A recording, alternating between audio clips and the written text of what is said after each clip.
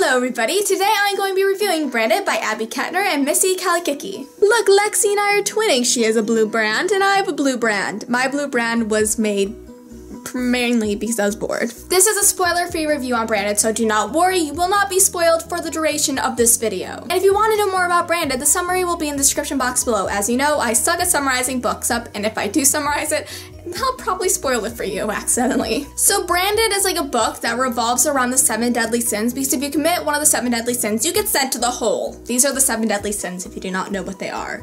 I don't know what they are, that's why I'm motioning to this area, because I'll probably find out when I'm editing this video, and I'll put them right here in this region. And the main character, whose name is Lexi, she gets sent to the hole because she committed the sin of lust, or so they said she did, but she really didn't, and oh my gosh.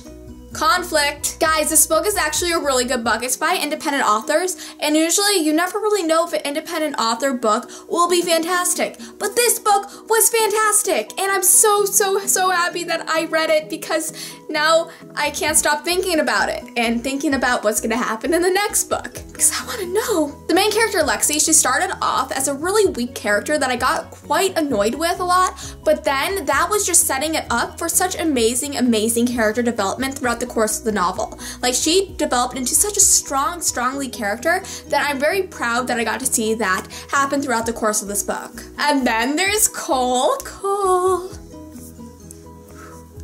So hot. So hot. I want him. Now. But Cole is her guard, and he is assigned to protect her while she's in the hole. The holes are kind of like concentration camps in a way, but nobody is really killed as much. There still is a ton of killing, but it's not really organized killing like it was in World War II. But this one is more like a futuristic concentration camp, and it's still really heartbreaking. Like, I was cringing so much in this book because of the descriptions of certain events that happened in it. And I'm like, ooh, no, ooh, that sucks. Oh, no.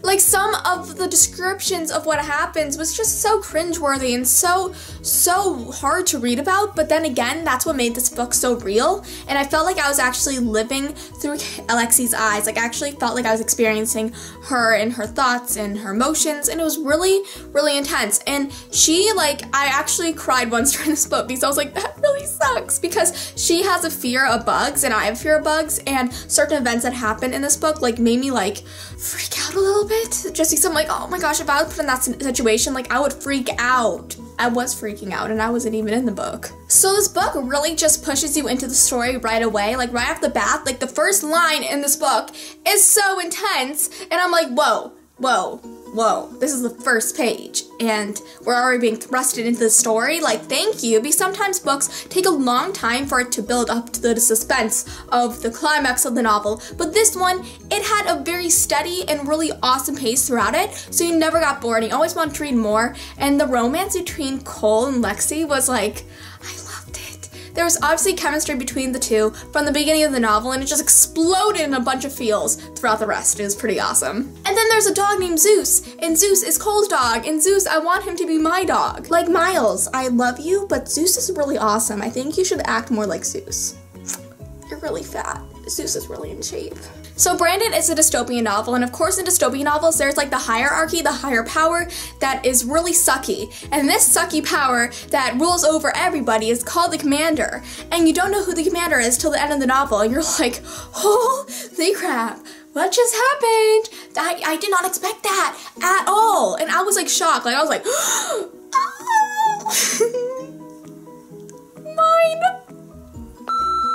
It was literally so intense and so awesome, and I did not expect it whatsoever, and I really love how we had no hints as to who the commander would be until the very end, and then it all comes together, and you're like, that makes sense then.